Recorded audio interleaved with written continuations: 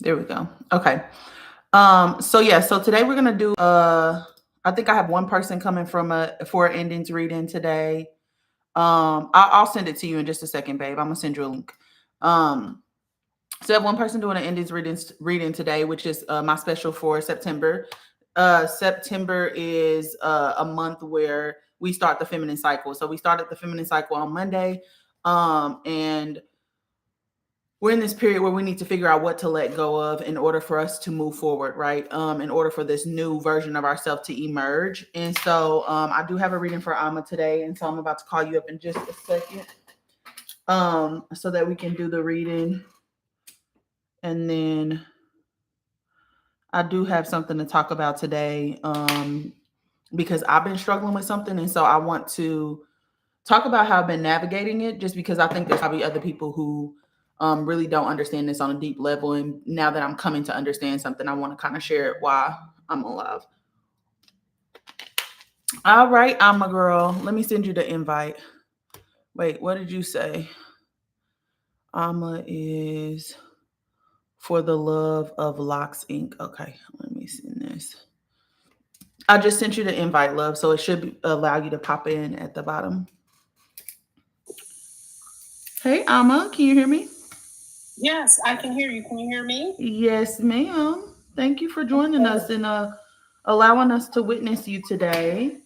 This Yeah. is the endings reading. So what I'm gonna do is tap into your spirit guides first to see what they are saying, and then we'll do a card pull as well. Okay. So what I need you to do for me is just tell me what the weather is like where you are, so that I can pick up on your energy signature. So the weather is it's sunny now. Sun's going to be setting soon though.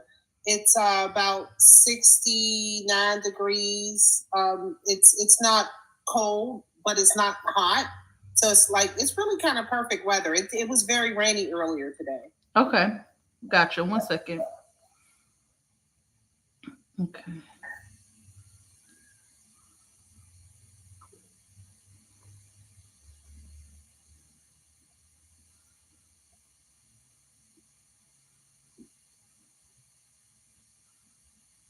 Have you ever gotten a reading before, Alma? Oh yes, Okay. I have. And actually, you did a like one of them. I can't remember the name of it, but it was like a really in depth reading. I got one of those from you, like at the beginning of the year. Oh, a human design, probably. Yeah. Yeah. Okay. Gotcha. Yeah. Hey, SLC. Um. Okay.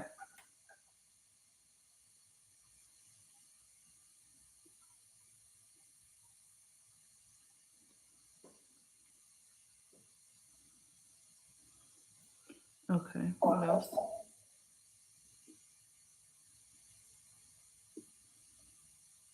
Okay. All right. Let me pull some confirmation real quick.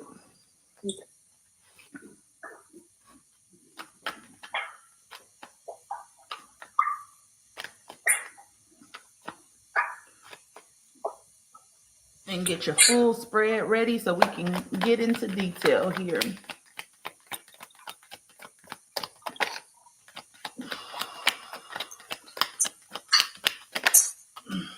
Okay. Yeah, that's what I thought.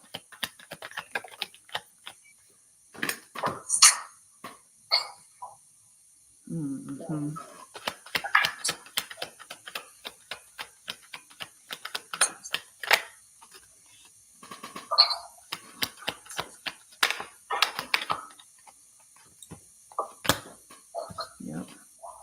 Yep. Yep. So there's just mainly one message coming through for you. And this feels like a grandmother. Um Hold on, let me finish pulling your cards first because I'm not the best at multitasking. Okay. I peeked in last night, but really enjoyed watching your YouTube replay. Oh, thanks, love. I appreciate that.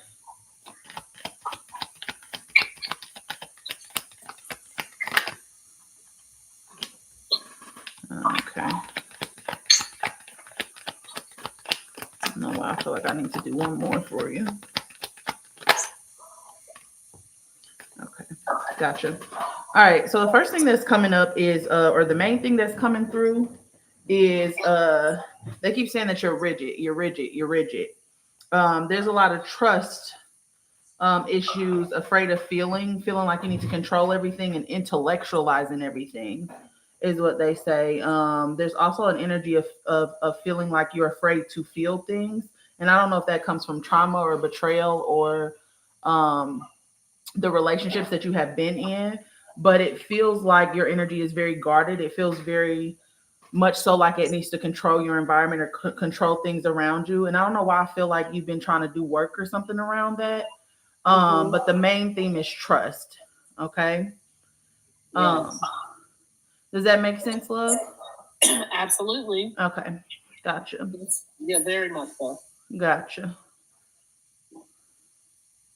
Yeah, the main thing is trust and I think that your energy has been stirring. Like I think that your spirit has been calling you to look at new things right now.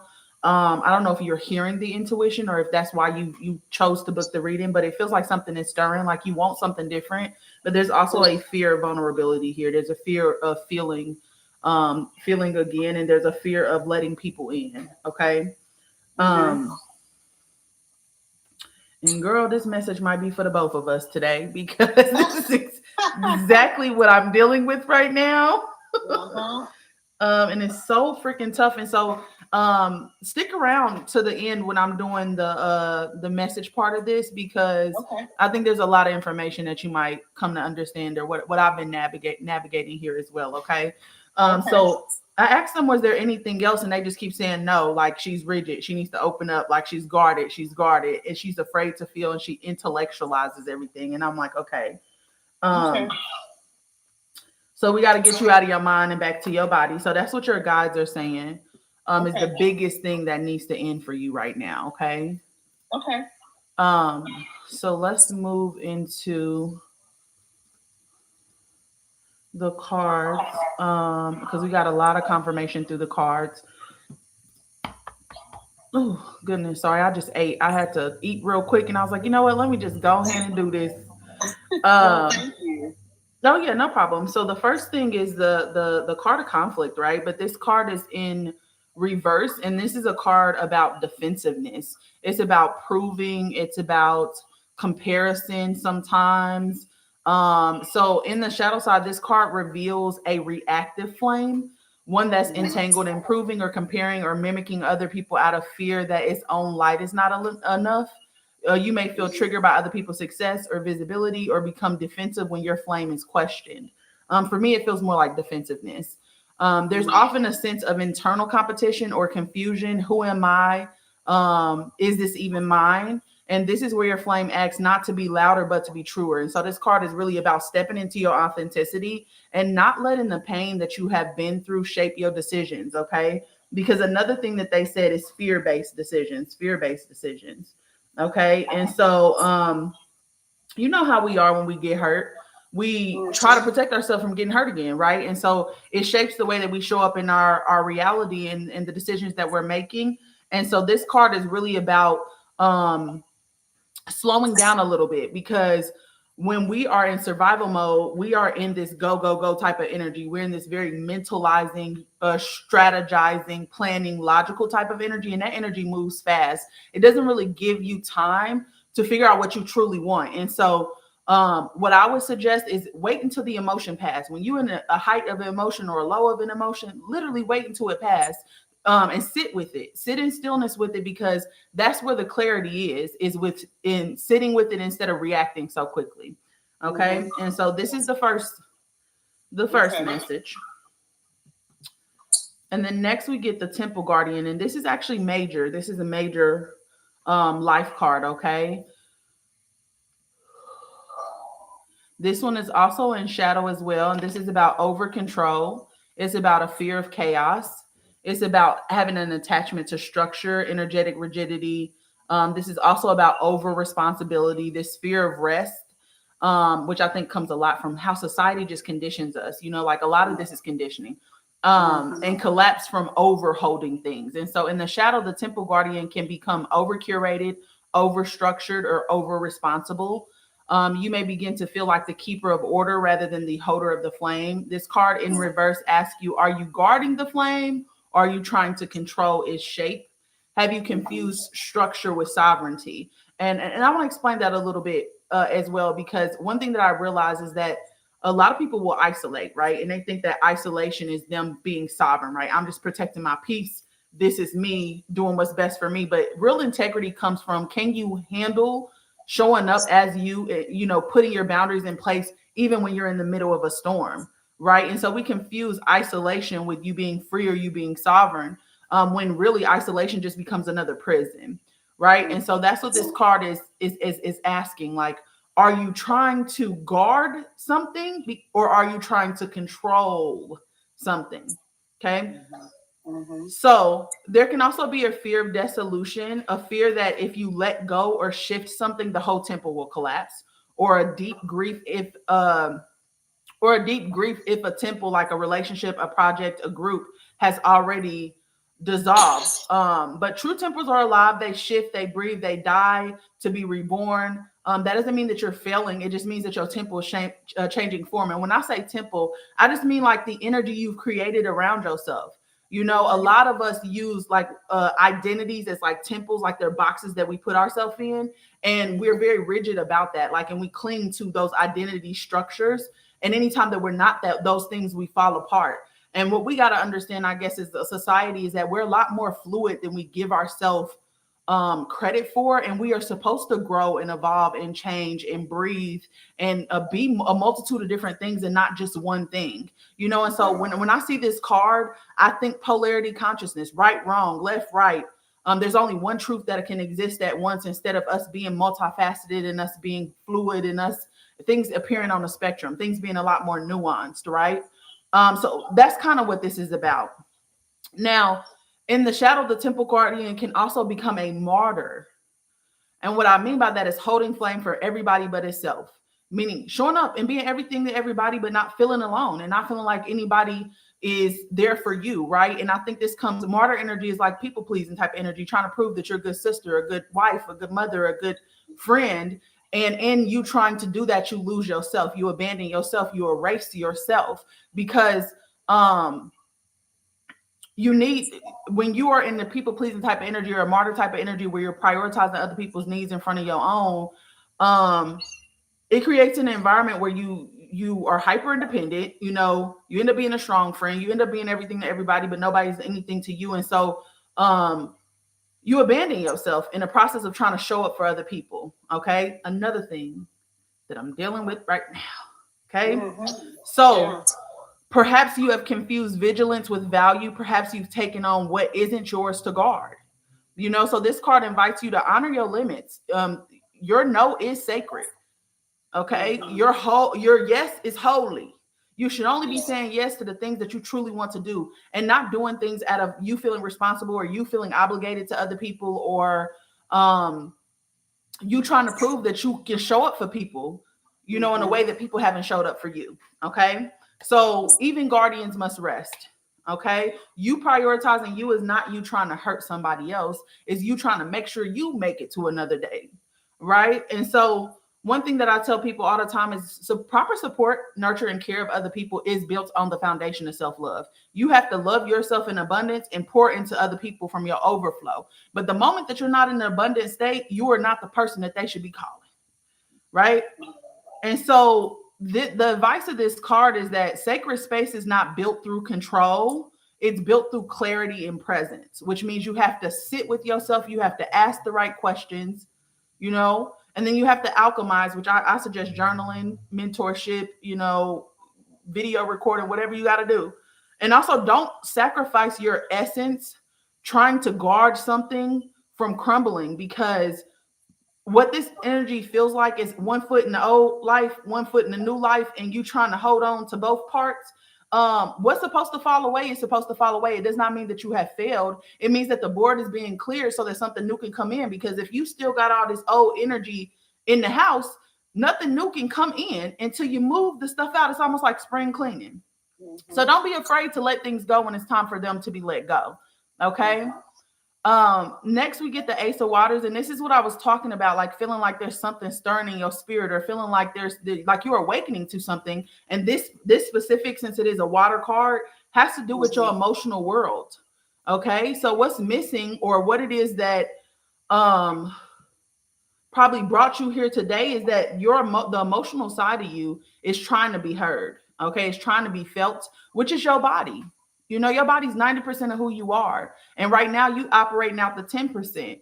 And so you can make more aligned decisions through the body instead of out of the mind, because the mind makes assumptions. It tells you 1,000 different ways that things are going to go wrong, and none of that shit happens, right? And so you got to get into your body and get rooted into yourself, because that's where true integrity lies. Okay, so this is about emotional awakening. This is about opening your heart. This is about sacred longing, and this is about intuitive initiation. So the Ace of Water signals the first stirring of the soul through feeling. Okay, there are things that need to be felt, and it arrives like a whisper in your chest, or a sudden ache, or the way a tear falls for no apparent reason. This card represents emotional ignition, the beginning of a new journey through the sacred waters of your heart. You may feel a sense of deja vu, or that someone or something is calling you back to yourself. It's tender, it's raw, and it's deeply spiritual. And it's not just an emotion, it's a remembrance through feeling. Okay, you got to understand that feelings are um, encoded memory carriers. And a lot of the times, the things that are triggering us in this environment are supposed to put us back into the resonance or the feeling of something, because there's a lot of information there that needs to be alchemized. And whatever your body has not integrated or healed from, is going to keep popping up in your mind. And so we remember the trigger, the thing that triggers that behavior, whether it's betrayal or whatever it is. But there's something deeper that needs to, your body is asking to be seen, because it could be that this same scenario has repeated over 3 lifetimes, and you're not even trying to feel safe in this specific situation. You could be three versions of yourself, right? Because this card is also a card of ancient ache, right? And so something is trying to be seen by you. You might be falling in love, reconnecting with creativity, or opening up to your own vulnerability in a way you never have before. The soul is waking through water, and what stirs cannot be ignored. And so the lesson here is that when your heart remembers, your soul returns to you. So if you're in this stage of trying to figure out what your life purpose is, or you're in the stage of trying to figure out who you are and how to show up and what your mission is, the key to that is through feeling. You're going to have to feel again. You're going to have to allow yourself to be vulnerable. You're going to have to sit with the uncomfortableness of feeling, which fucking sucks, by the way. We can be honest about that. It's not fun. I've been uncomfortable for about a month and a half, and that's what we're going to talk about in just a fucking second. Okay. But you got to sit with it. You got to go through it in order for you to get through it. Okay. Next, we have the King of Stone. And again, this is also a very rigid energy. Okay, this is in reverse. Look at that fine black man, period. Right? Okay. So it's about over control, it's about rigidity, it's about fear-based leadership, dominance, and disconnection from intuition. Now, what we don't realize is that when you choose to guard your energy, when you choose to protect yourself from happiness, from pain, you protect yourself from happiness as well, but you also disconnect yourself from your oversoul. You disconnect yourself from source energy, because you're turning off feeling, right? You're turning off that heart chakra, which is the portal to the higher density, the higher dimensions and higher versions of yourself. So it really does cost you your life purpose, because you can't find your life purpose if you're not feeling. That's the only way for your subconscious mind, which knows everything, the infinite side of you, to be connected to you, because that is how your soul communicates to you. It's your soul's language, is feeling, it's emotion. It's trying to help you to repair the parts, or bring the fragments that have been lost over time, over incarnations, back into your body right now. And so you have to feel it, because that's where the memory is. That's where the sacred vows are, And so when you choose to guard yourself, or when you choose to show up in a very rigid way, because to be honest, flexibility is the sign of good health. When babies are born, they're really flexible. Why? Because their energy is flowing fully through their body, right? And then we become rigid over time, and it's because we've experienced trauma, and we hold it in our hips, and we hold it in our kidneys, and we hold it in our lungs, right? And so our energy is not able to flow in the way that it did when we first got here. flexibility in your state of mind, because shit happens. We're constantly going through cycles of stillness and chaos. And so can you have flexibility in the way you're thinking about things? Can you be open-minded? Can you be open to people having other experiences? Flexibility is in your emotional state, because you're going to have good times and you're going to have bad times, right? And so rigidity is the opposite of connection. Okay, rigidity is the opposite of connection. Okay, so this card is about the stone steward may become over-identified with structure again, which talks about that second card we talked about. You may be clinging to old system, roles, or responsibilities out of fear, afraid that if you let go, it will all fall apart. Leadership can become burdensome, and success may feel isolating. Okay, you might also be using structure to avoid vulnerability or intuition, leaning too hard on plans, on logic and control, while forgetting the living nature of what you are building. This card warns against letting the temple become a fortress. Ask yourself, is this still aligned, or am I maintaining it out of fear? And the advice is build for freedom, not just for function. Okay, I think we get lost in intellectualizing everything, right? But your mind and your body, because we live in such a dense environment, they are not connected. They're connected, but they are not consciously connected. Okay, a lot of people don't consciously connect them. They choose one or the other because we live in this consciousness that says there's only one truth at one time. And so a lot of people will choose to intellectualize things, but it doesn't mean that your body has integrated it. It doesn't mean that your nervous system feels safe just because you found the logic in the situation. And so what this is basically saying is you have to make sure that you're actually living free and you don't have this illusion of safety. And rigidity and control is an illusion of safety, because do you actually feel in control in those situations? No, you feel like something is happening to you and you have to keep guarding and protecting yourself. You got to be on your P's and Q's and be hyper vigilant to make sure ain't nobody coming breaking into your house or whatever the case may be. Right? It doesn't actually feel safe. It creates the illusion that you're safe. And so in order for you to actually feel safe, you need good boundaries. You need to learn how to speak up for yourself. You need to learn to say no, right? Because that's actual safety. And that's what that card really is about, okay? Yeah. And then we get the Queen of Waters, and she's a water mirror, okay? She's also in reverse though. And I'll send you some rituals. Do you like rituals? I do, yes. Okay. I just be having to ask people because I don't like to push nothing on nobody. But I'll send you some rituals that go along with what we're doing. Okay. Okay, sounds fantastic. Okay, cool. So those will come through the Telegram. Okay. Hey Pine. Hey Skinny Minnie. So this card is about emotional enmeshment, but it's also about self-abandonment.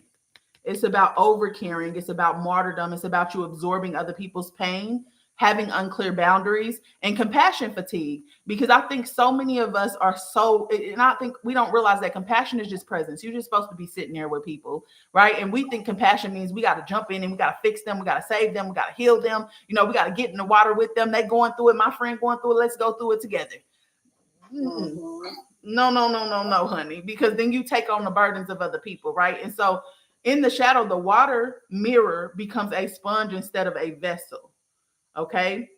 You may find yourself absorbing other people's emotions, mistaking their needs for your own, or losing your center in the desire to care for other people. The wound of worthiness can disguise itself as overgiving. Okay. The queen in shadow often feels exhausted, not because she's weak, but because she's leaking energy everywhere. Okay.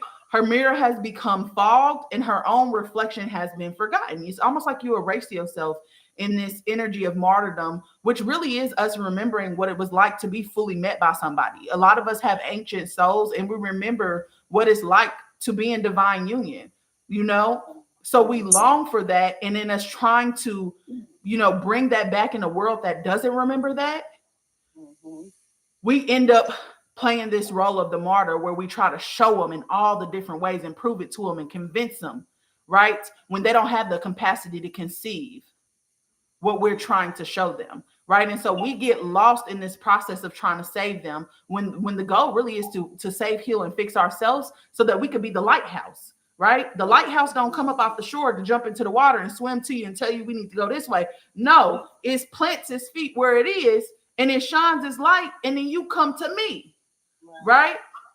That's what it's really about. So you get lost in your own, you get lost in other people is what this is basically saying. You may also withhold your emotional truth to avoid conflict or discomfort. This card asks, can you love yourself enough to say no?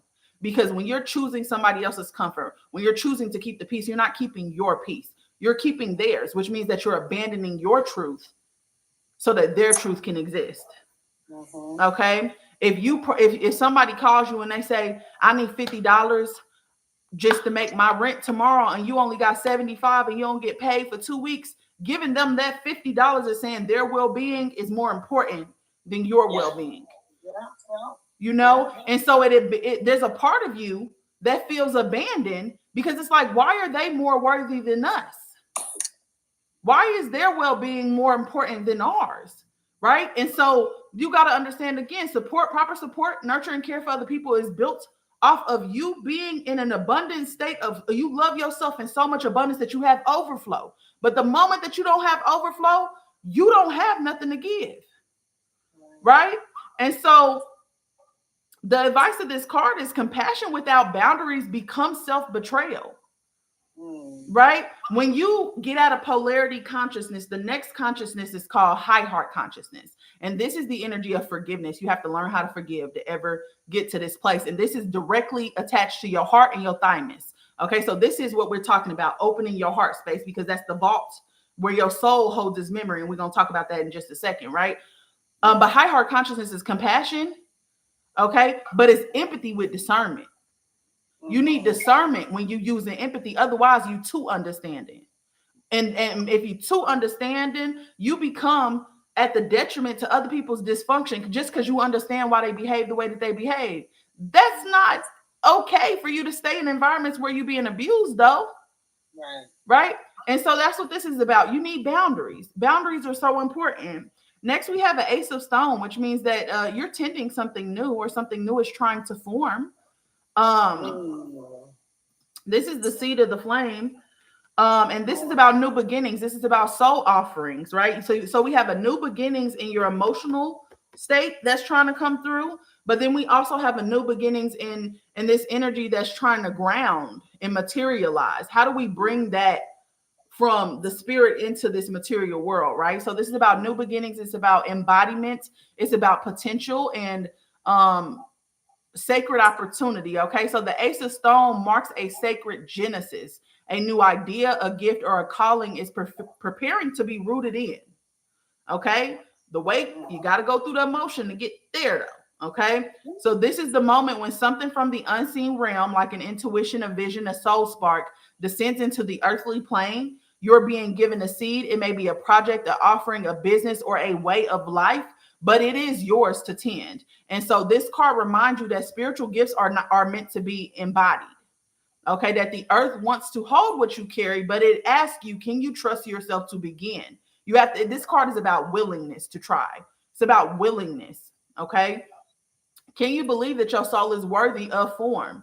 When you pull this card, something is ready to be planted. Prepare your inner soil, which means tend to your emotions, tend to your body, nurture the spark. The journey begins with a sacred yes. Give yourself permission. Okay. Your gifts are real and earth is ready to receive it. But you have to first know that you're worthy of it and be willing to try something different. Okay. Because every choice that you make opens up a different timeline. And so whatever you've been doing up until this point, it isn't working.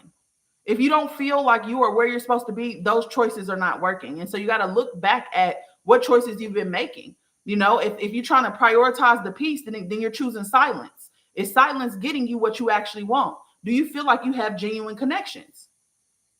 Right? And if the answer is no, then you need to choose to speak up, because silence is no longer working. And when you speak up, you open a new timeline. Now, all these other choices are available to you because you said yes to yourself instead of saying no to yourself to keep them comfortable.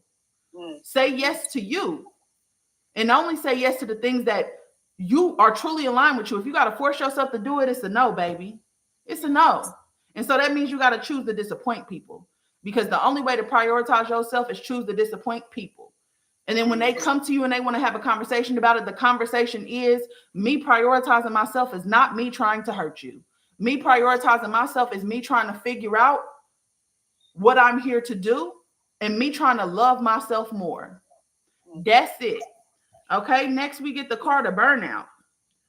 Also in the shadow side, which means you're exhausted with it.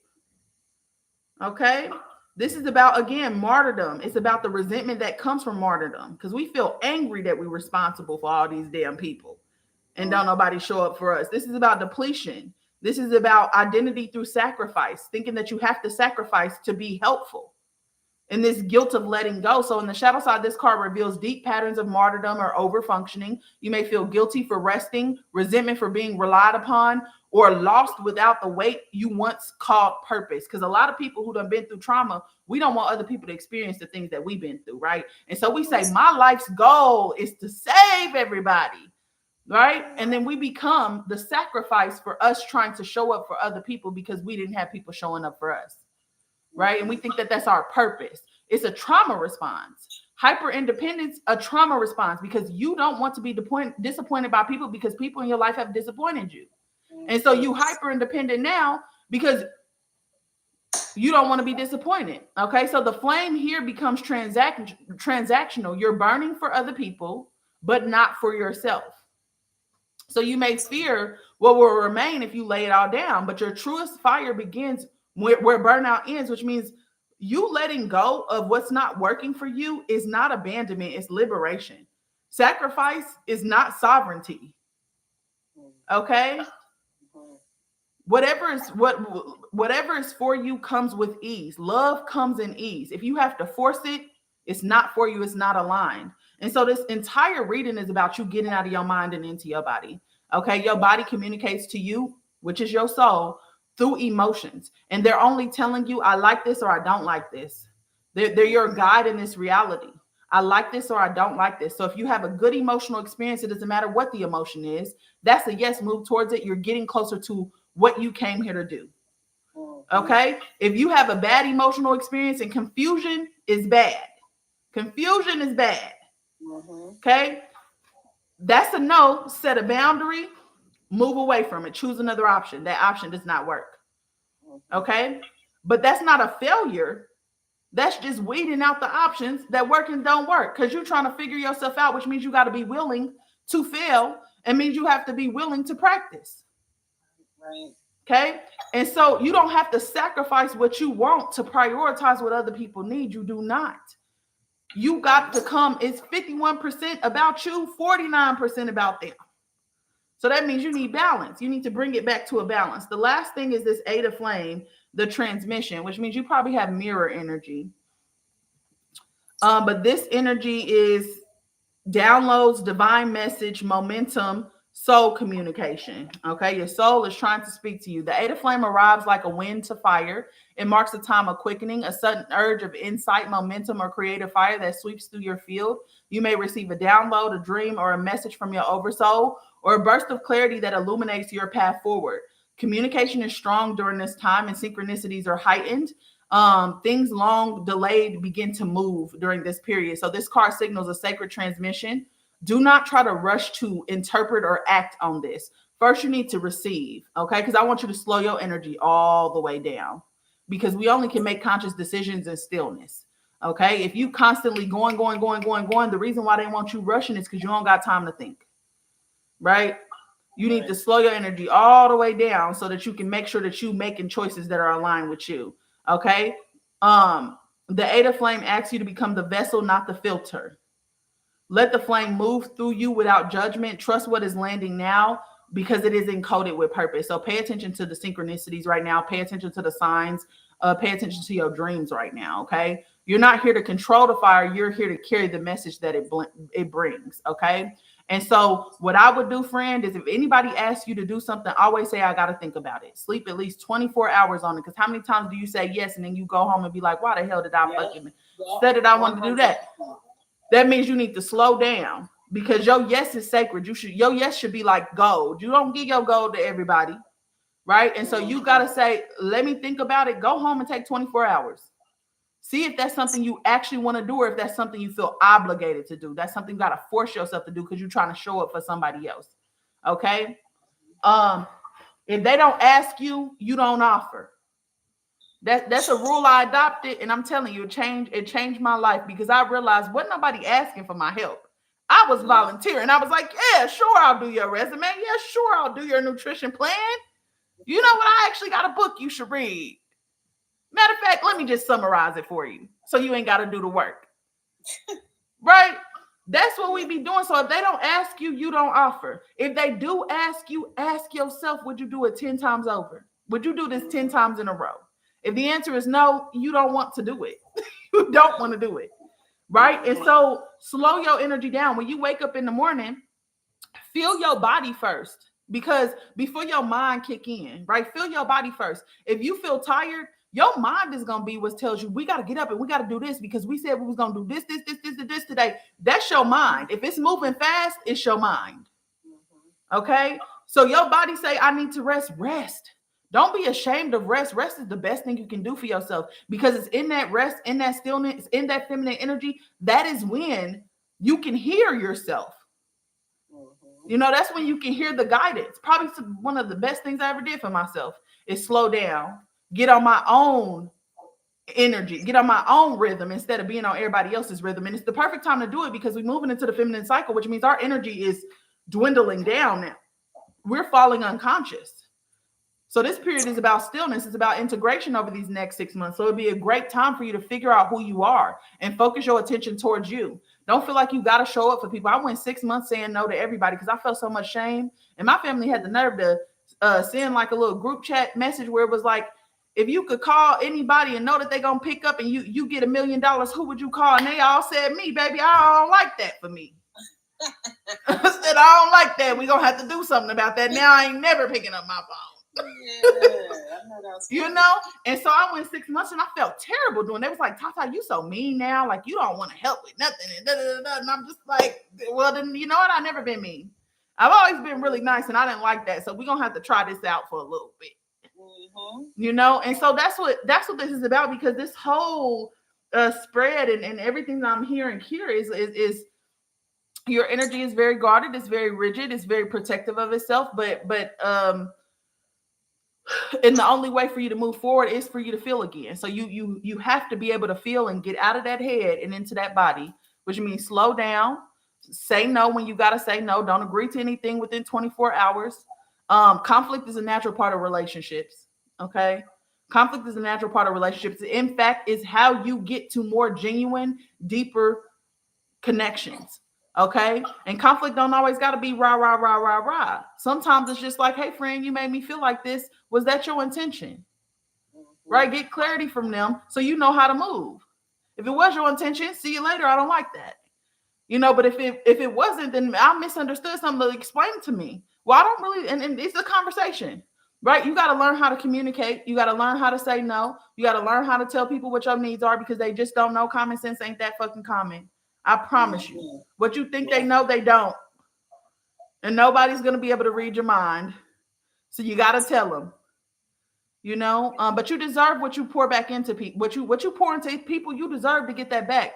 Life comes into balance when you have sacred exchange. Everything is about sacred exchange, which means you need reciprocity. You need mutual fairness. If they can't see you and they make you feel rejected, unseen, and all of those things, they don't have the capacity to see you. Go get somebody else. Them is not your people.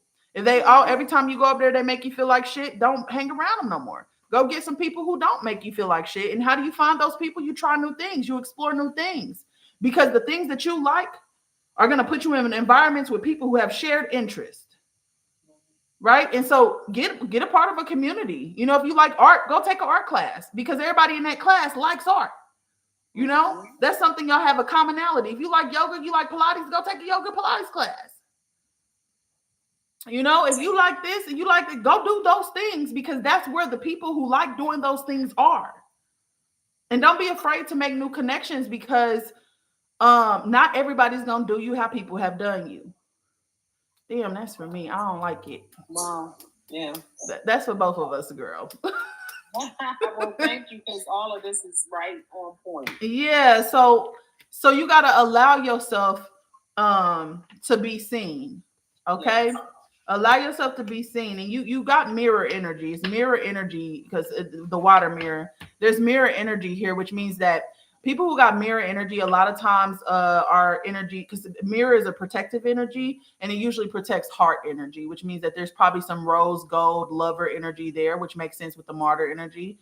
And that mirror energy tries to protect it. It doesn't want to be seen anymore because it feels like people do not have the capacity to meet them fully, or people don't have the capacity to love them. And so this mirror energy comes in, and this mirror energy is about not being met. It's about reflecting other people's truth. But in order for you to fully reflect somebody else's truth, you have to deal with your own shit. You got to make sure you're not projecting and bleeding onto them, which means you got to know who you are.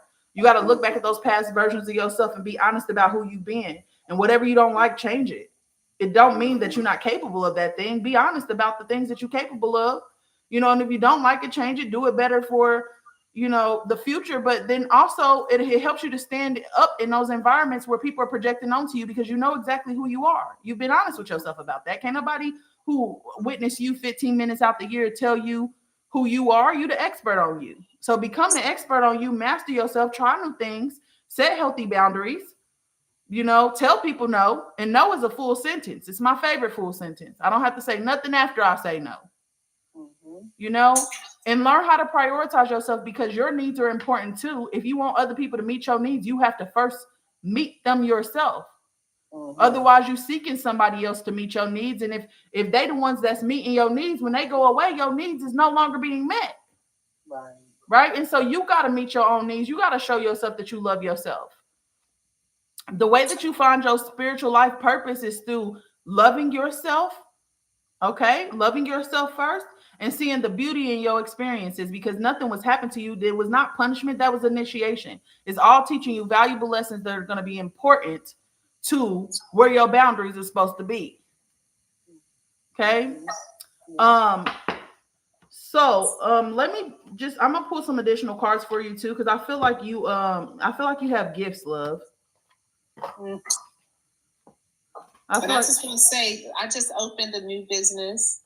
Okay, that makes sense with the stone energy. Yes, I'm like, that was like right on. Like all of it has been, it all connected, all of it. Yeah, and it's all similar, and it makes so much sense. What's your business?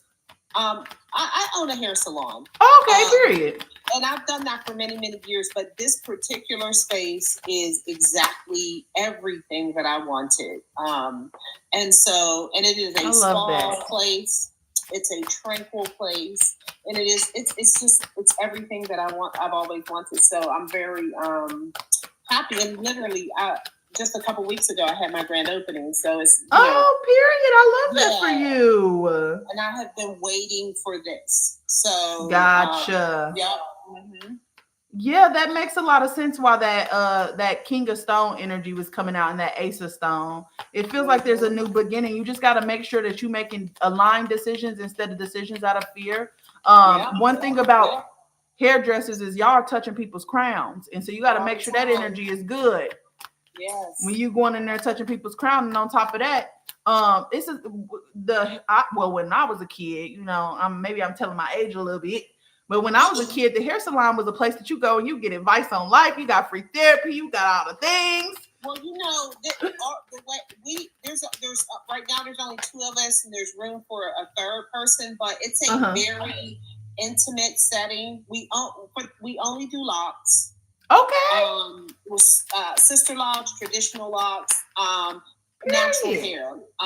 It really is a space of healing. It really, really is. And that is what I know my calling to be. I also do like hair loss stuff.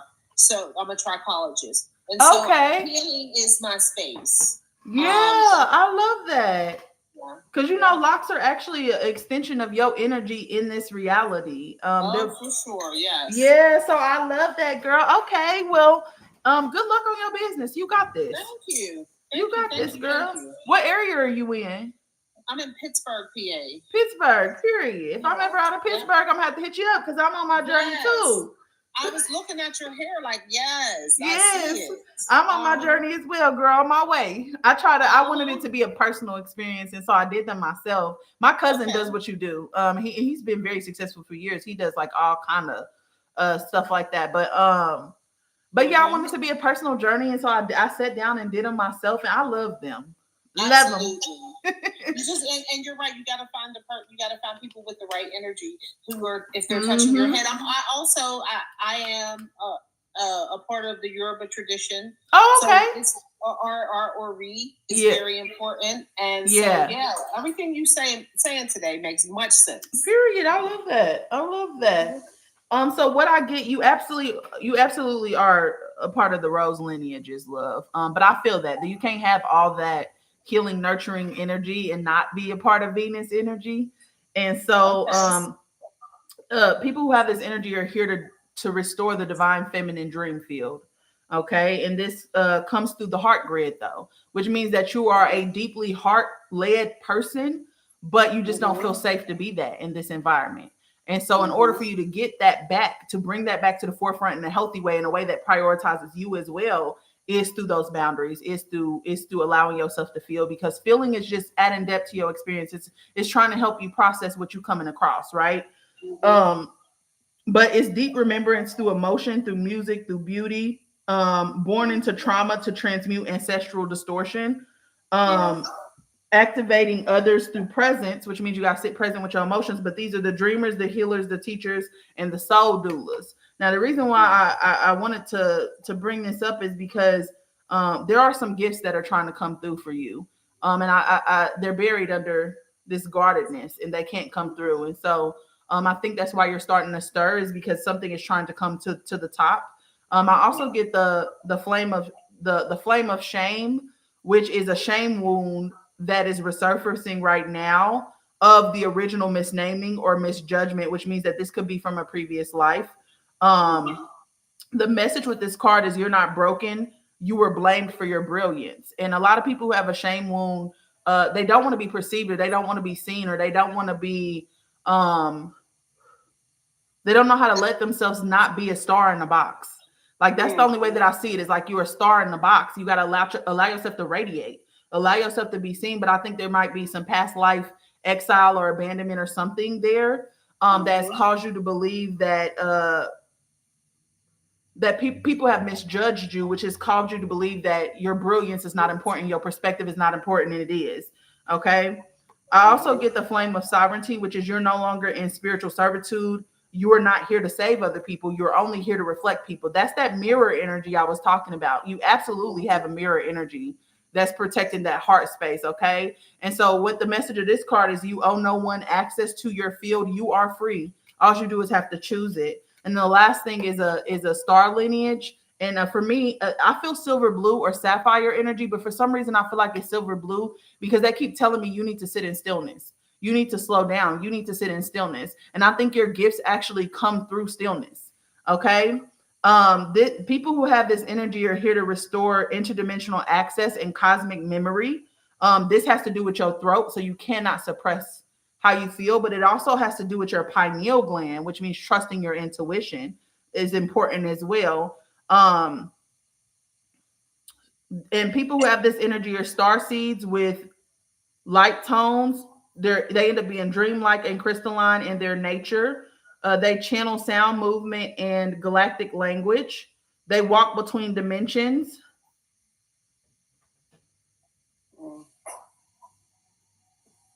I don't know what the hell they say.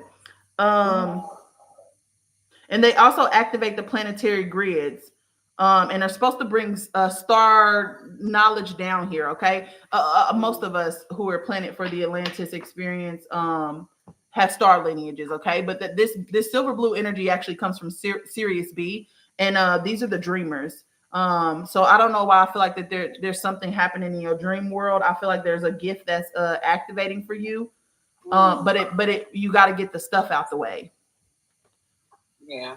Okay. That makes a lot of sense. Yes, ma'am. Okay, well, that's your reading, my love. This will be on YouTube, so you can go and I would go and rewatch it back. What I'm gonna do is drop some rituals for you to do to kind of get yourself into alignment into the chat that we have on Telegram. And if you have any questions or anything like that, or maybe come to a realization or something after this, please reach out to me through that chat. I sure will. Thank you so much. No problem, my love. I'm happy to help in any way that I can. Yeah, you always are. I appreciate you. Thank you. No problem. Have an amazing rest of your week. And again, if I almost dropped some stuff for you in the chat, okay? Yep, good. Alrighty. Bye. Thank you. Bye-bye. All right, give me a second, y'all, because I wanna talk to y'all about something real quick. Something that I've come to understand today.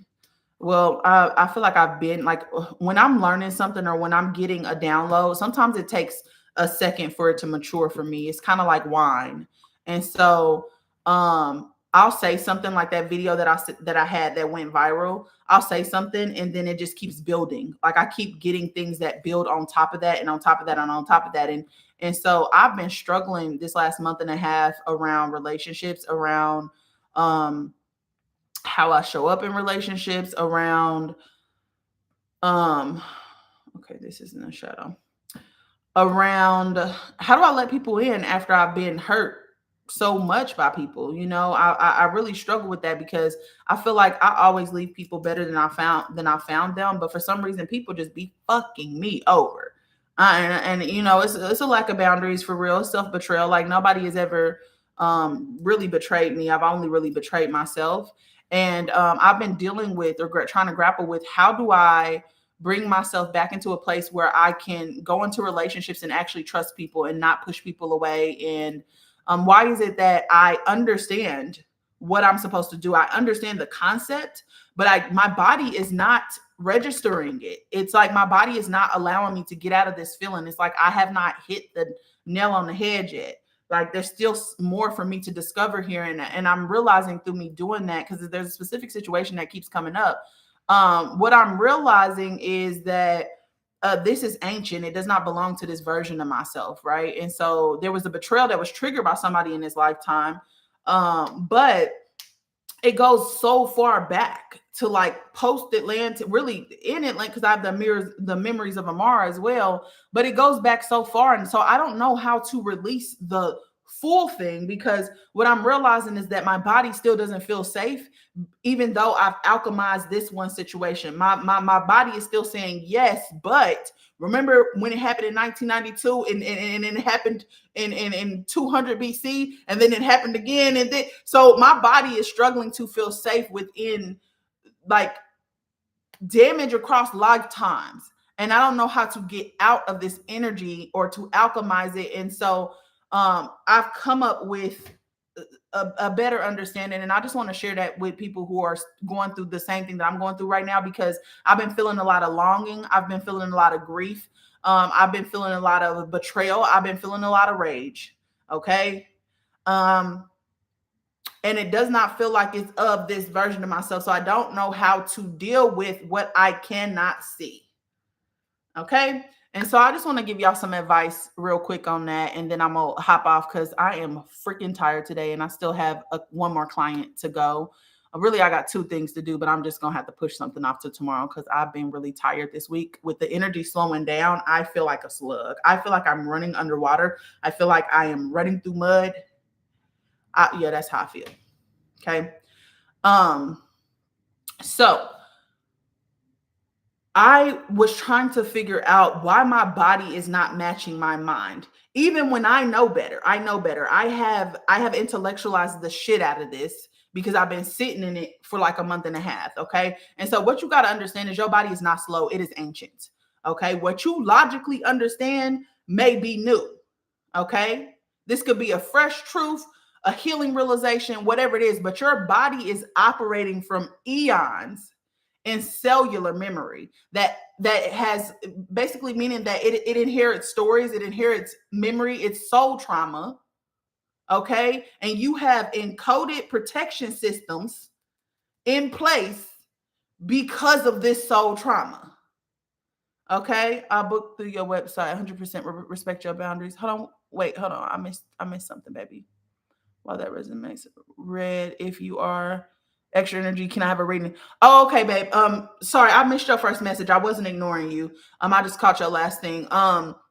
So no, that was a reading that was booked through my website. I'm doing endings readings for September, And so I'm not doing any picked readings today, but I do normally do that though. It's just for the month of September. I just want to make sure people are prepared for what they need to release going into this feminine cycle. And so if you want one of these readings, I think it's for the next week because it's until September ends. So it's this week and then a couple days in next week.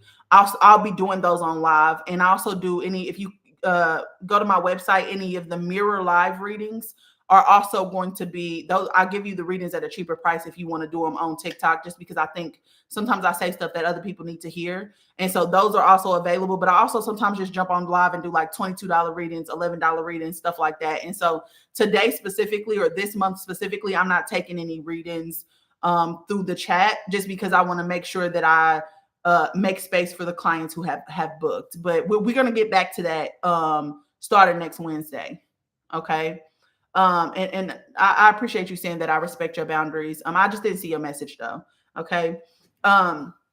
So here's the thing. You know, like for example, me, I know that I'm worthy of love.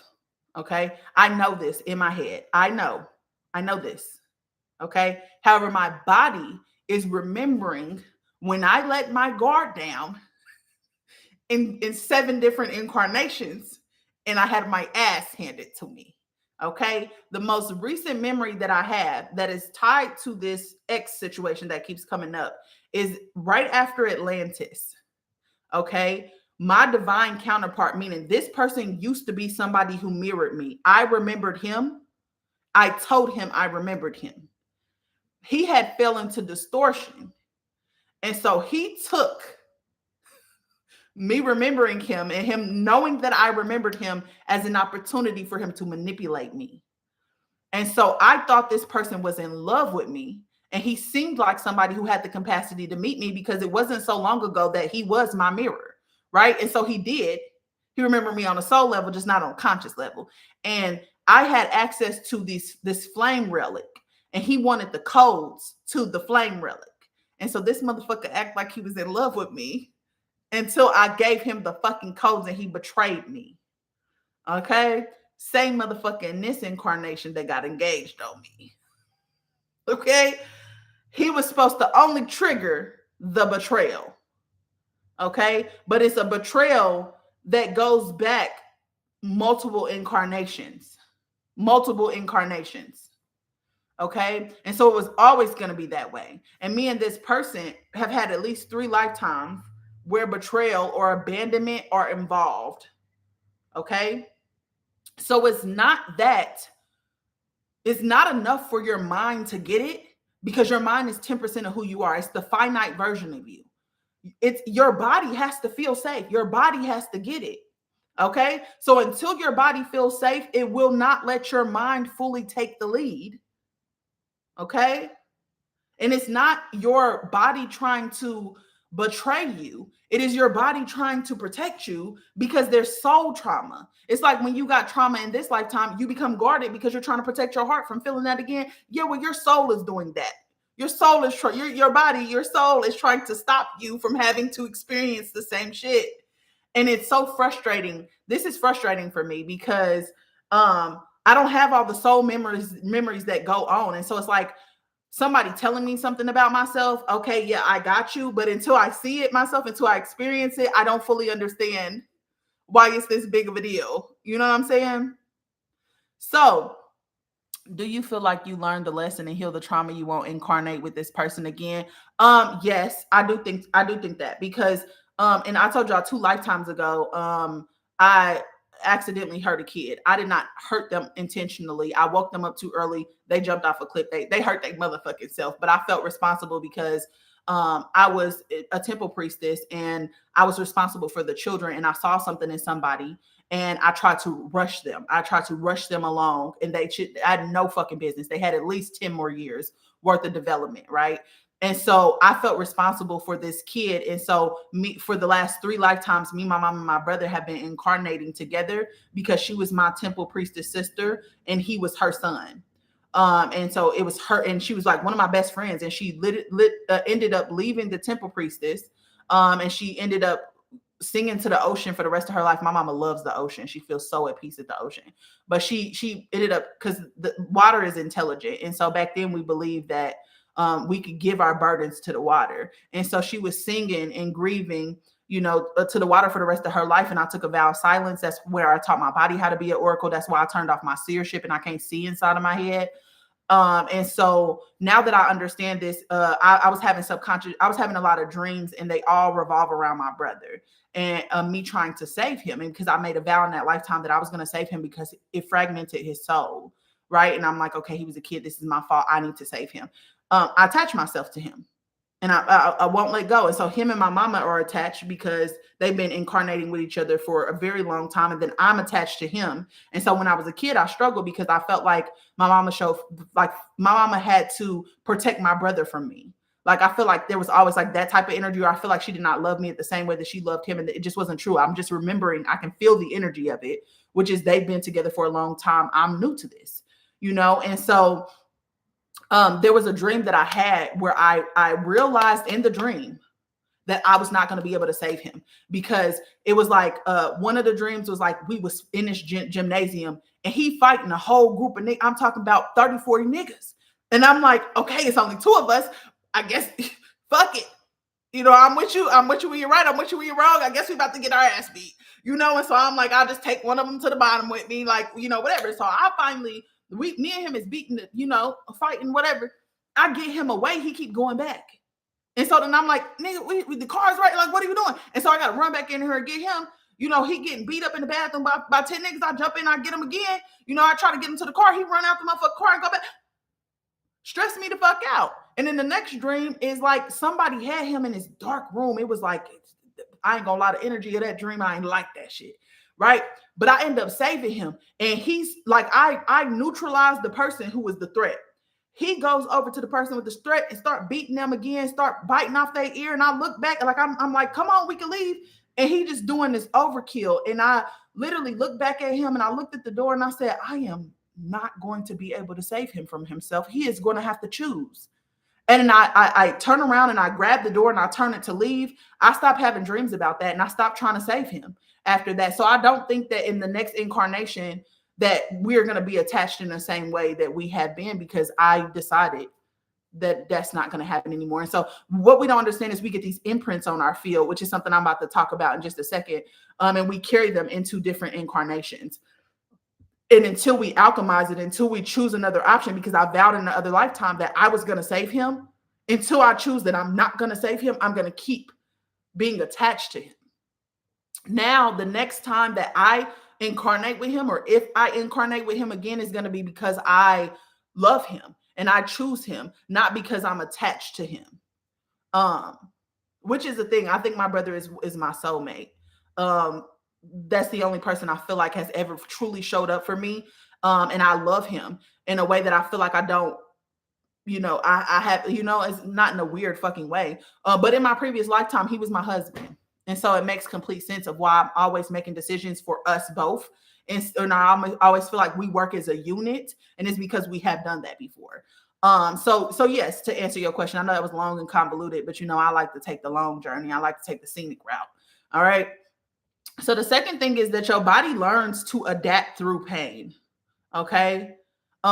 Say for instance, you get in a car accident today, right? Your body's super sore, but 4 days, 5 days from now, your body not sore anymore.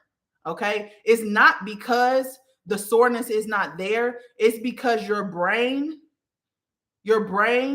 has dulled your senses. You know what I'm saying? Like, it's almost like, that your nose is here, but you can't see your nose until you try to see your nose, right? That's how trauma works in the body. It's like your mind just gets good at covering it up so that you don't have to keep experiencing it. But it's not that the pain has went away.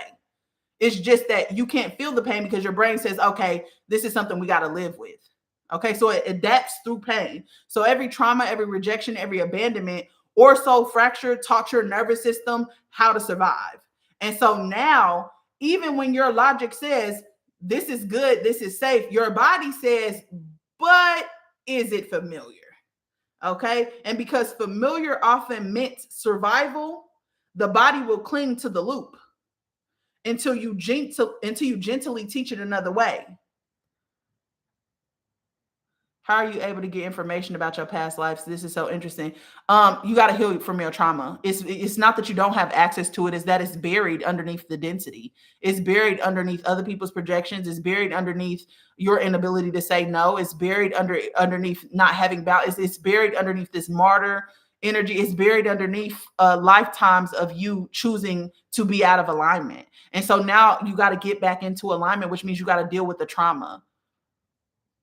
And when you deal with the trauma, you start to remember yourself. Like literally the fractures of you are putting them back together that way to remember, and it starts coming back to the top, but it cannot, when you got all this shit piled on top of you, you can't see it. And so you got to make yourself clear again, which means that you got to release the trauma, because the trauma is affecting the way that you're showing up, and you moving based out of fear. And you can't be in an expanded state if you moving based off of fear. And some of that fear don't belong to this version of you. Some of that fear belongs to other versions of you that came before this. And so if you can heal the fear and stuff in this lifetime, then you start to see the deeper stuff. Okay. And the other thing is your soul's truth must be embodied. It cannot just be known. Okay. It has to be embodied. So you may understand love and worth and safety and truth intellectually, but the body needs repetition. It needs ritual. It needs rhythm in order for it to trust it again, meaning your body has to practice it so that it can embody it. And that's why willingness is so important. Okay. Because you got to understand, this is about soul alchemy in motion. You have to put the alchemy in motion. Okay. Until your body feels those truths in your movement, in your breath, in your sound, in your tears, in your stillness, they remain like unlit torches inside of you. And the wisdom is waiting for the fire.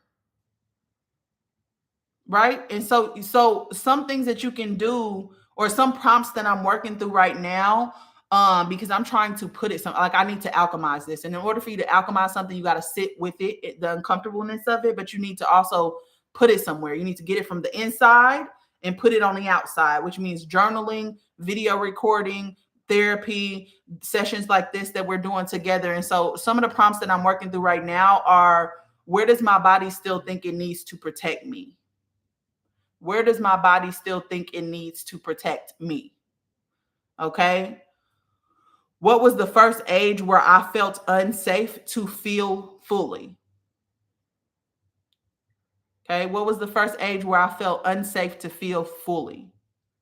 When have I known something logically, but silenced my body's signal anyway? When have I known something logically, but silenced the body's signal anyway? What do I want my body to know it's safe to believe again? Okay. What do I want my body to know it's safe to believe again? What if slowness is my soul's devotion, not a delay? Okay. What if slowness is my soul's devotion, not a delay? Okay. I also want to give you a ritual. I'm going to give you 2 rituals, because this is a ritual I'm going to do as well. Usually I do this stuff on live, but I'm doing a lot of work solo right now, just because in the feminine energy really is about yourself. It really is self-integration. It really is going into yourself. And so I don't know if I'm going to be doing mirror circle sessions during this feminine cycle. I might, but I'm trying to do a lot more solo work, tending to myself, where I don't feel the pressure to, I can actually do it instead of like trying to make sure that y'all know how to do it, And so there's a ritual that I call the reweaving. Okay. It's the short ritual. It shouldn't take you more than 20 minutes. Okay. But you need a candle, you need a warm blanket or a cloth, and a piece of paper. What you want to do is light a candle and place it at your heart level. Okay. So light the candle, place it at your heart level. Wrap yourself in the blanket or the cloth as a symbol of you being held. Okay. This is about you being held. So kind of like swaddle yourself. On the paper, write 1 sentence of something that you now know logically that your body has not caught up to. Okay. For me, I am safe in love now. Okay. I logically understand that I'm safe in love now, because I trust myself to be able to move into my relationships and not abandon myself. But my body my body's not connecting to this. Okay, so this is a ritual that I do. Fold the paper and place it over your belly, your heart, or your throat, wherever you feel the most resistance or disconnection. For me, it's my heart. Okay. Say aloud, I honor the wisdom of my body. I invite my cells, my bones, my breath to receive what my soul already knows. There is no rush, only return. And then you want to breathe deeply. And I'm going to tell you why, because we're about to talk about the different places where your body holds soul memory, because it's not just one place, which is what I came to understand today. And then we're also going to talk about what you can do as you try to navigate this. Okay. If you start to cry, or if you start to cry or anything, allow yourself to move that energy, okay? Because this is about a sacred union between your body and your mind, okay? That's what this ritual is about, okay? Now, your soul memory architecture is not limited to a single chamber, but is woven through multiple memory matrices that communicate with each other, and each store a different quality of remembrance. Okay, so you have three primary soul memory storage systems. The first is your crystalline nervous system. Now, we have not been taught about our crystalline nervous system. We've only been taught that we have a parasympathetic and a sympathetic. Yes, that is true. However, comma, you also have a crystalline nervous system, okay? And this is your messenger grid. This is where you get psychic intuition, downloads, and things like that, okay? So this is the interdimensional conduit that receives and transmutes high frequency data, okay? It works like a biosoul antenna attuned to your oversoul, to your star lineages, and to your flame frequencies.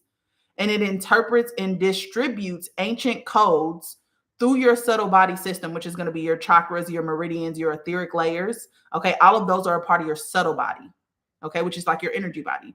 And it often alerts the physical body through sensations, through tingles, through heat or surges. And for me, Kundalini surges, that's an example of this. Heat, when I am channeling new energy, I get hot. I get really fucking hot. I've been hot my whole motherfucking life. I was Jocelyn Hernandez. Stevie need to come pat my motherfucking nose. Like, that's literally my whole brand. Like, everybody always say that. Taja, you just be so hot. Yes, I know. I'm a high vibrational being, baby. I don't know what else to tell you. Okay. But heat is also an example of that. Okay. And what this holds, this crystalline nervous system holds, is downloads, is real-time oversoul data, is star seed memories. Okay, so all the memories that I have being in other star places like Lyra, Atlantis, Sayel Vale, Saravel, or whatever the fuck it's called. Those come from this crystalline network. Also, your flame lineage activations and soul contracts in motion all come from this crystalline DNA, okay? The second part is your DNA. Sorry, from the crystalline nervous system. The second part, which your DNA is crystalline, by the way. You are a crystal being, whether you know that you are. They try to tell you that crystals are demonic to keep you away from yourself. These crystals are Earth's bones. Your bones are made of crystals. So are Earth's bones, as above, so below. And so crystals is us excavating and stealing Earth's bones as resources. But that's a whole nother story. Your DNA is crystalline, okay? So epigenetics and so like your DNA is so encoded, but also epigenetics, okay? So your DNA is what we call the timekeeper. Okay, so your DNA holds generational, ancestral, and multidimensional imprints, not only from your bloodline, but from your oversoul's entire journey across time and space.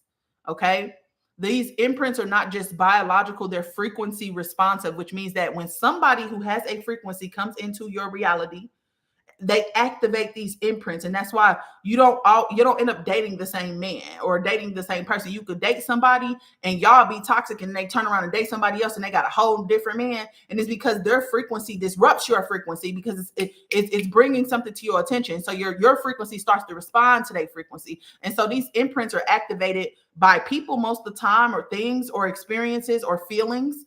Okay. And this means the flame lineages, the vows, the distortions, the karmic debts, and the fractal echoes, they're all stored in your DNA. Okay, so it holds ancient betrayals, sacred vows, abandonment imprints, suppressed gifts, timeline fragments, and relational loops. Okay, now, specifically the diamond lineages, they often are here to activate dormant strands of oversoul DNA that hold collective memory across realms, not just Earth. I've been doing a lot of flame lineage readings lately, and I've had 3 people come in with this diamond energy, and it's this energy that cuts through illusion. Like it's very like people who feel like they constantly being told that they're too harsh, they're too cold. Those are usually diamond energy. And so you don't need to soften your truth. You came here to collapse the timelines, right? And so those people are here to activate old collective memory that we don't have access to anymore. So I just want to put that out there. And the third one is the heart vault. The heart vault is your living temple. Okay. The heart vault is the soul's most sacred chamber. It connects you to everything. When my oversoul speaks to me, she speaks to me through my heart. Okay. And this is not just a metaphor. This is an actual multidimensional structure that protects the deepest codes of your true essence. Only when the soul is ready, often through death and rebirth cycles or sacred initiations or heartbreak, can this vault begin to open again. Heartbreak opens your heart because what happens? You experience grief, and grief is not a bad thing. Grief is telling you you love somebody. That's all grief. You love them, but you might need some boundaries. But you love them. And there's nothing wrong with that. Grief shows you how to love again. Okay. I say all the time, you cannot shut off your emotional energy because you shut off your access to your heart center, which is the portal to the higher self. Right. But you also shut off your access to soul memories. You are a feeling being living in a water temple. Water is emotional energy. Your body cannot communicate to you if you shut off your feelings. That's why I hate when people say feelings are not fact. Feelings are your soul talking to you. Feelings are the keys that open up to your multidimensionality, to your memories. Feelings are a language. Okay? So this is where the original flame blueprints, the divine union memory, the sacred rage, and the longing for home reside. They all reside in the heart space. So it holds your mirror flame memories, love, betrayals across time. And that's why you feel grief and longing. And I'm dealing with all this shit.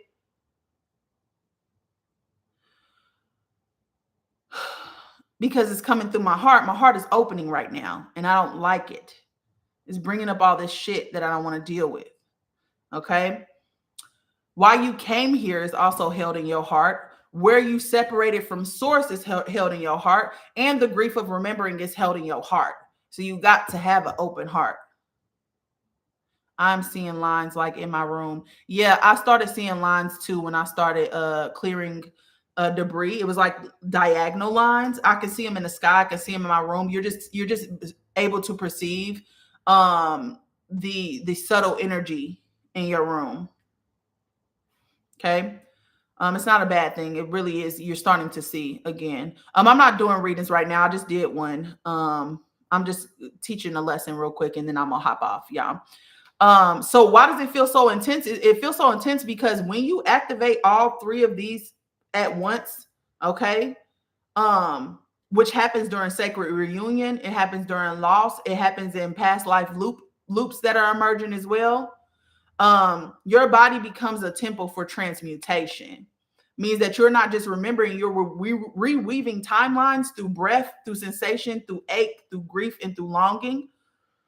So the crystalline system, the crystalline nervous system receives the signal. The DNA holds the record and the heart vault carries the emotional signature. Okay. So the heart, the feeling is the key. Okay. To unlock the record. Okay. But the feeling comes through the crystalline nervous system. And then your body is the altar where they all converge, meaning your body needs to transmute the energy. So this is why a simple touch, a word, or a song can feel like a cosmic collapse. It becomes something that unlocks memories from beyond this incarnation. You know, somebody say something in a song and it just hits you in your chest. Okay.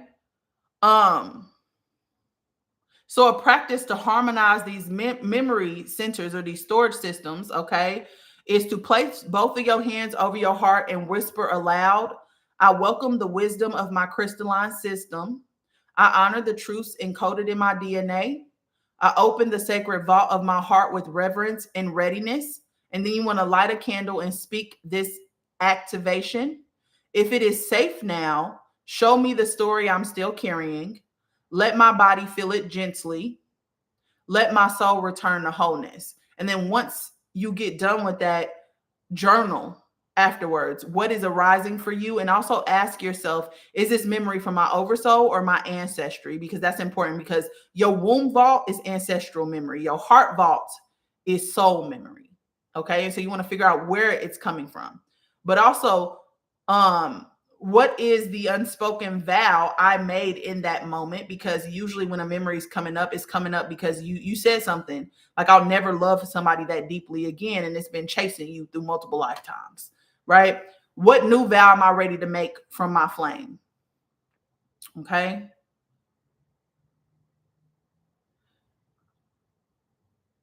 So how do we transmute this? Okay, because I said your body is a temple for transmutation. It's a transmutation chamber. It's also an oracle of the oversoul. Okay. So when ancient imprints rise, your body is often the first to feel it, even before your mind can fully understand it, because your body is infinite. And so your mind trying to understand your body, your mind does not have the ability to conceive what your body is trying to communicate to you. Okay. So you got to understand that you're multi-layered. Okay. So how do we transmute this ancient energy? Your body transmutes through 5 primary portals. The first one is the breath portal. Okay. Alchemizing through oxygen. Okay. Breath is a carrier of spirit. Okay. You know how they say the breath of life? Breath is what carries spirit. And it's the first bridge between matter and source. So conscious breath work, especially with retention, with sound and focused visualization, activates the crystalline nervous system. Okay. It oxygenates cellular memory and opens dimensional doorways stored in the fascia in the lungs. This is important, y'all, because breathing is like expanding and contracting in real time. It's how your body expands and contracts, right? Your nervous system has to feel safe. And so breathing settles your nervous system because it slows down your heart. Okay. So it's really, really, really important. Breath work is so important, y'all. It's like moving, you know how they say the breath of God moved across the water? Okay. The breath of God moved across the water. You got water inside of your body. And so when you move your breath, you're moving your breath across the water. Okay. It shakes loose any dormant or blocked energy that's held in your tissues. Okay. The second thing is the fascia web, because you don't understand, your fascia is a part of that crystalline nervous system. Okay. So myofascial releases and stuff like that. The reason why you feel so much grief when you go and get a massage is because they're pushing into that fascia and they're unlocking energy. Okay. So the fascia is a liquid crystalline connective tissue that stores trauma. It stores ancestral grief and flame-based imprints. So movement like dance and stretching and shaking sends signals through the fascia to release and reweave encoded patterns. And that's why exercise is so important, because what happens when you exercise, your body gets hot, right? Burning a calorie just means that your body is getting hot to a specific amount. It's heating up to a specific amount. What happens after you work out? You feel more flexible, right? And it's because your energy is able to flow better because it's not stagnant. It's not cold. You've heated it up enough for it to flow. Okay. And so this is why trauma can suddenly release during yoga or breath work, or when you're doing HIIT work, right? It's not emotional only, it's energetic debris that's just lodging itself. But then you also have the womb and the sacral gate. Okay. This is the vault of emotional truth. For feminine beings and flame holders, the womb and sacral space is a memory keeper, not just of this life, but of past flame unions, of betrayals, and of soul contracts. So pain here is often a sign of old distortion rising for purification. When you go through a menstrual cycle, you are purging what has come to the top. Okay. So after mirror flame contact or betrayal energy coming up, that memory keeps coming up through the womb. Okay. So transmutation here often requires sound or water rituals or guided regression as well. And then you have the crystalline nervous system, which is the lighting rods of your light code. So the energetic system runs parallel to your physical nerves, but responds to frequency, not biology. Okay, so when you feel buzzing or shaking or heart palpitations or waves of energy, it's like this system is firing and rewriting old codes. Okay, so you transmute through presence. You have to sit present with what you are feeling. Not, you cannot force it. You cannot do more. You literally have to sit with it. And the key is not resisting the sensation or trying to stop yourself from feeling the sensation, but allowing them to breathe, allowing them space to expand. Because when you sit with the emotion, you start to understand more. Okay, and the fifth one is tears, sweat, sound, and pulse. Okay, these are sacred fluids and frequencies. So these are alchemic elements and they carry density out of your body. Okay, they carry density out of your body. And so when you're emotionally overwhelmed, the reason why you cry is because you're moving dense energy out of your body. And that's why once you get done crying, you feel better. Okay, it's like having a storm outside. It's moving the density that when you go outside, when the storm is about to happen, the air is thick. The air is thick, it's dense. And so then the storm happens, and all of a sudden you go outside and it's light. The birds are chirping. It feels good. It feels clear. That's what's happening. Crying is not a weakness. It is your soul water releasing compressed memory. Okay, moaning, humming, screaming in a safe space are ancient sound technologies that vibrate stuck timelines out. Okay, so what you need to understand about how you can access deeper truths beneath the imprint is you have to reach to the core truth beneath the wound. So you need to ask yourself, what belief was seated in the moment this pain first occurred? Okay, a lot of times that sounds like I'm unlovable. I can't trust anybody. It's not safe for me to be seen. What is the belief system? Okay, whose voice am I hearing in this pain? Is it a parent? Is it an ancestor? Is it a past version of yourself? Okay, is it a distorted flame? Is it a mimic energy? Does the energy belong to you, is what this question is asking. What did I vow in that moment? Okay, most people vow to close their heart off if they feel unlovable or if they feel like people are going to disappoint them or betray them. Other people decide they want to prove their worth. I can't, when I get angry, I'm going to show you better than I'm going to tell you. That's a vow. That's a vow. It got me a long way. We grew up in a poverty environment, and a lot of our family would talk shit about us. And I was just like, I'm gonna make y'all eat y'all fucking words. And I spent a lot of my life proving that. And they put me in this energy that I hated, and I had to unpack that and all these things. Okay. There are things that you're telling yourself. You got to figure out the story you're telling yourself. Or you'll say, I don't need anybody. That's the same thing. That's a vow. I don't need anybody. And then you become hyper independent. Right? What am I afraid will happen again if I open fully? And this is to identify the soul fracture.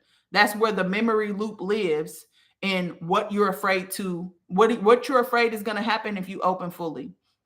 Then you need to ask your body, where is this pain living in my body? What does it want to remember? And then let your body speak through images, through sensations, or even silence. Stillness is revealing. Okay. Stillness is how things are revealed to you. And so you need to sit in that stillness, sit in the uncomfortability. Okay. What you may not fully understand about this is that your body is a sacred archive. It is not punishing you. It is showing you what still needs love. It is showing you where to place your attention. Pain is the echo of a truth you abandoned a long time ago. Okay? Which is why you got to figure out what you said to yourself or what you're saying to yourself, because that's what's causing the loops. You're not broken. You are in the middle of alchemy. And it feels so uncomfortable. Oh my gosh, I can't even tell you. It feels so uncomfortable. The shaking, the doubting, the longing, the fear, the rage, it's the flame pressure of a new identity trying to birth through your old flame shell. Okay, meaning you haven't got rid of all the old.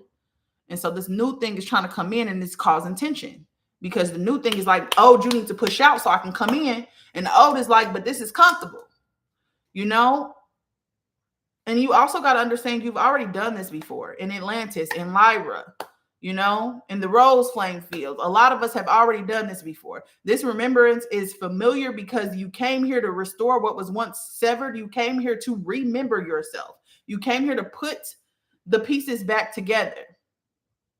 Okay. So how do you transmute or rewrite an old vow? You need a candle, you need a mirror, you need a bowl of water, and you also need your breath. You want to place one hand on your heart and say aloud, I call forward the imprint that is ready to release. Let it rise. Let it be seen.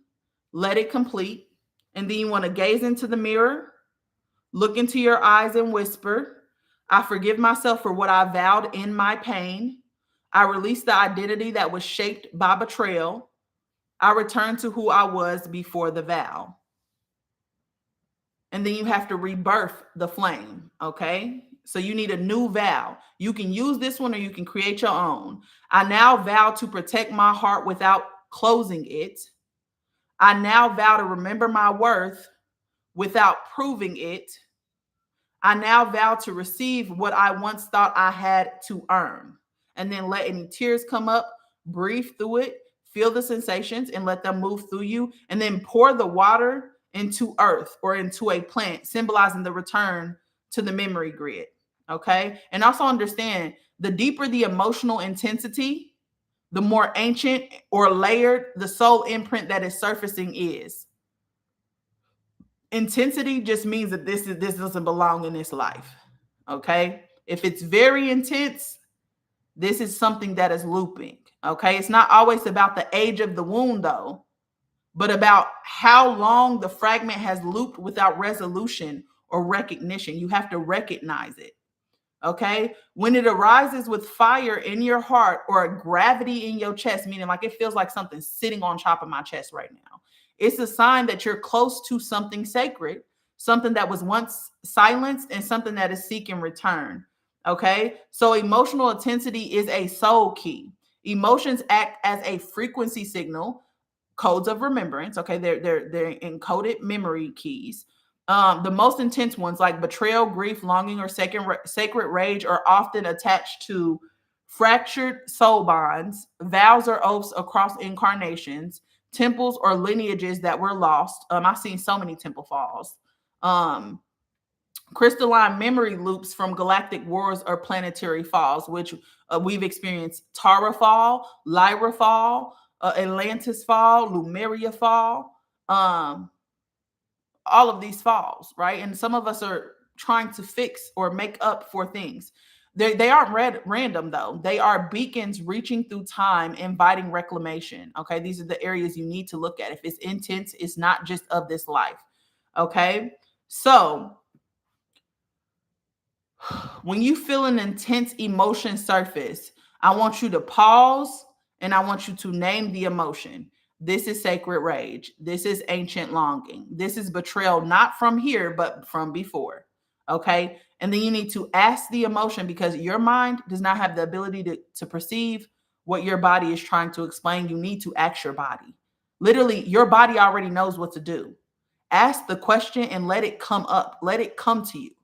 Okay. But don't try to figure it out in your mind. Literally ask your body, because your mind does not have the capacity to figure out what your body needs. Your body can communicate to your mind, but your mind has no idea what your body is trying to communicate. And that's why sitting in stillness is important. So you need to ask the emotion, ask your body, where are you guiding me to remember? What soul song was broken here? Whose voice or vow still echoes in this pain? And then you need to let sound or breath release it. Breathe. There's a square breath that helps you to get in tune with your oversoul, meaning you breathe in 4 counts, you hold it 4 counts. You breathe out 4 counts, you hold it 4 counts. And you just keep doing that cycle. Okay. You can also tone, you can hum, you can cry, you can whisper. You just don't want to be silent. You just don't want to silence it. If something is coming up, let it move through you.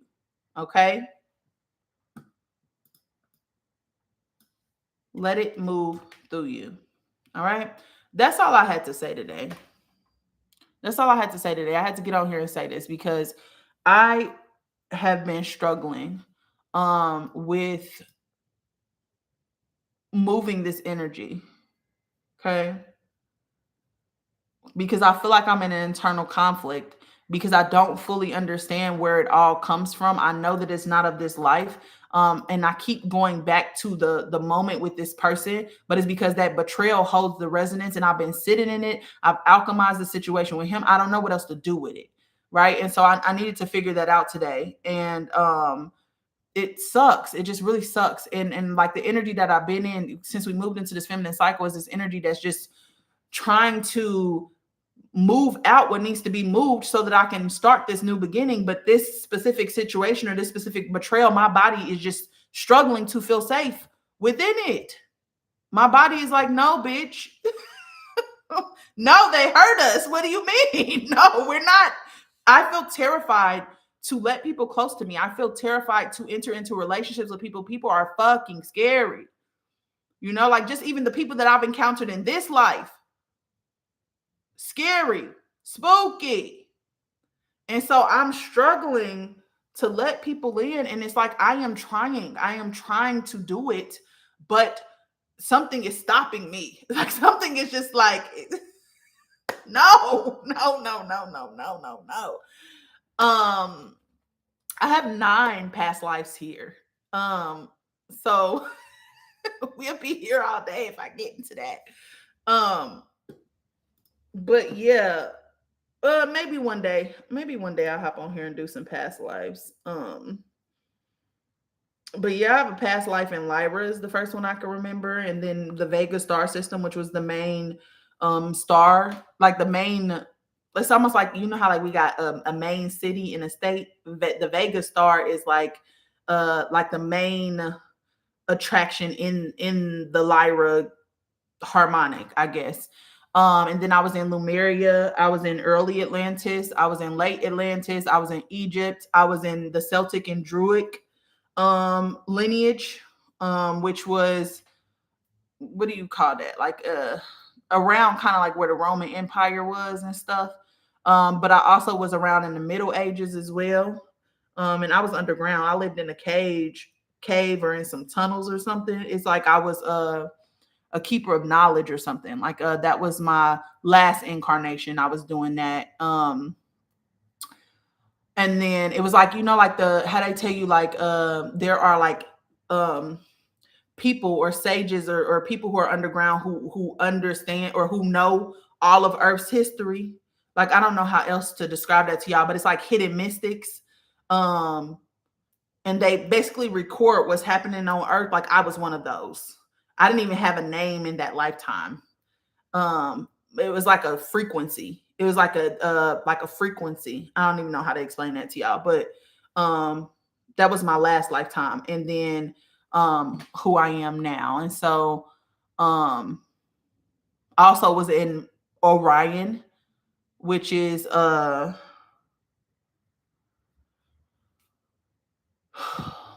Orion is a polarity experiment is basically what it is. But I also was there. And so a lot of my lives I took on this energy or this name of Ivy or Iviana, which is like this very earthy emerald energy. And so she came and visit me in my dreams like 2 nights in a row. She doesn't actually really speak to me. She just like clears my crown or like things like that. But yeah, it's interesting to remember because my dreams are so intense, and also astral projections. I astral project, and sometimes I can feel when I'm about to astral project. And what is my name in this life? Taja, which is a neutral energy. It's a silver blue energy. But my soul name is Ma'arna. I just know because I don't know how I know. It's just that I feel it. It's like I feel the energy behind what's happening. And it's also when I wake up, I analyze it. But I can tell when I'm being initiated. I can tell like in a dream, because you get initiated through your dreams, because your dreams really are the real world. Like that's when you are, because here we came to bring our God self into a physical body, into the material, but we still have our spiritual self. And that's why I say we're existing across multiple dimensions. And so my spirit self or my astral self or whatever you want to call it travels, and yours does too. You're just not conscious of it because you've been cut off from the dream realm. And so anything that I could do, y'all could do. It's just you got to heal enough and create enough space for you to fully descend into this body as your full God self. I have a hard time remembering my dreams, maybe like 3 times a year. You just gotta mugwort's tea will help, blue lotus will help.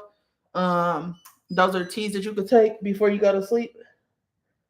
Also fasting, that could help, but also going to sleep with the intention that you're going to remember the dream. You got to set your intentions, and every single day you need to say it until it happens, and then you'll start to see that it happens. But you got to kind of tell your body what to do.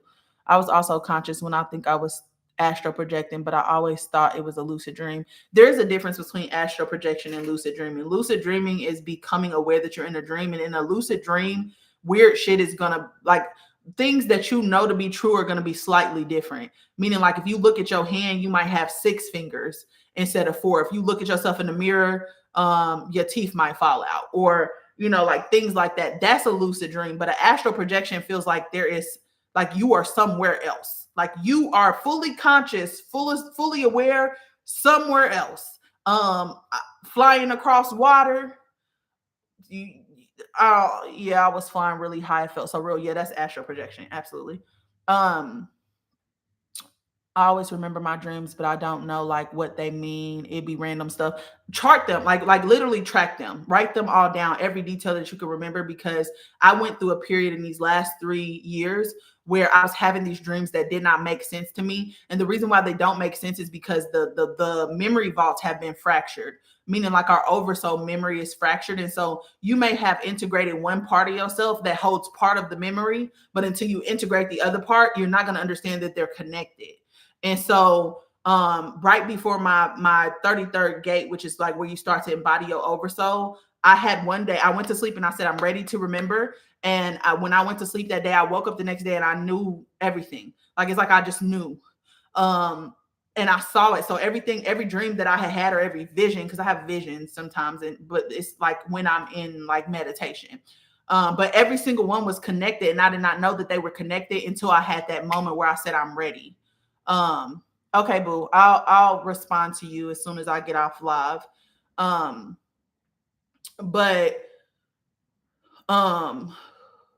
I did not know that they was all connected, but it's just that I remember. And it's like when I have like a moment where I'm being shown something, it's like a flash through of everything that I've seen. And it's like I know that, oh, these are all from the same thing. And so I remember what my name was. And what's crazy is like a lot of the stuff that you do in this life is like you are the map. You are literally the map.